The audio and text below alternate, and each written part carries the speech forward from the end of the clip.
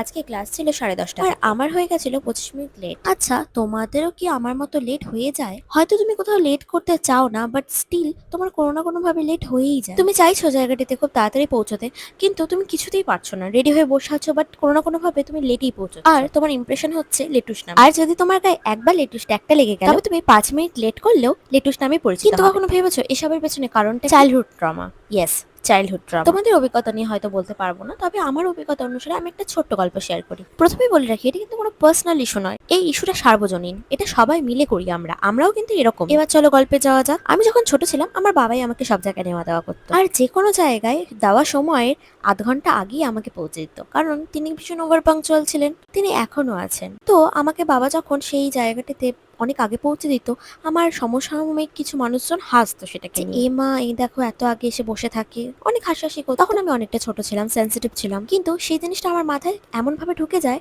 যে এখন অবধি সেটা আমাকে এফেক্ট করে চলেছে।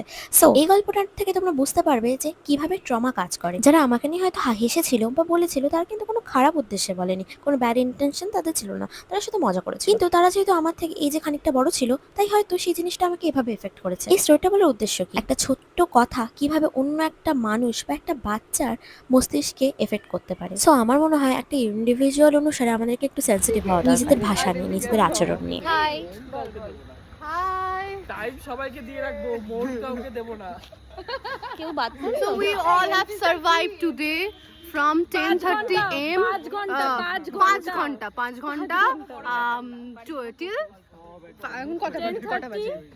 4:45 না 5 আজকে পুরো 10:30 থেকে 5টা অব্দি ক্লাসই হয়েছিল, তাই বেচারা আমাদের মতো বাচ্চাগুলো সবার মুখ শুকিয়ে গেছে। আর মানুষে বলে মাস্টার্সে হয়টা কি, মাস্টার্সে পড়াশোনা হয়। যারা এমনটা বলো, সত্যি তোমাদের মাস্টার্স করা দরকার আছে। তবে হ্যাঁ, শিক্ষা কিন্তু কখনোই ডিগ্রি ভিত্তিক নয়, শিক্ষা হচ্ছে মানসিক এবং চারিত্রিক। বিল্লুর মিল্ক আজকে শেষ হয়ে গেছিল, ও সারাটা দিন অপেক্ষা করেছে মিল্ক টুক খাওয়ার জন্য। দেখো ও কত খুশি। মাঝে মাঝে অবাক হয়ে এই ভেবে, এরা কিভাবে এত অল্পে খুশি থাকতে পারে, আমরা কেন পারি না তা? যারা একটু জীবন থেকে বেশি এক্সপেক্ট করে তাদেরকে আমরা উচ্চাকাঙ্ক্ষী বলি, আর যারা একটু কম এক্সপেক্ট করে তাদেরকে বলি এদের কোনো চাহিদাই নেই। আমরা সব সময় জাজমেন্টাল হয়ে যাই, কিন্তু আমাদেরকে এতটা জাজমেন্টাল হওয়াটা দরকার?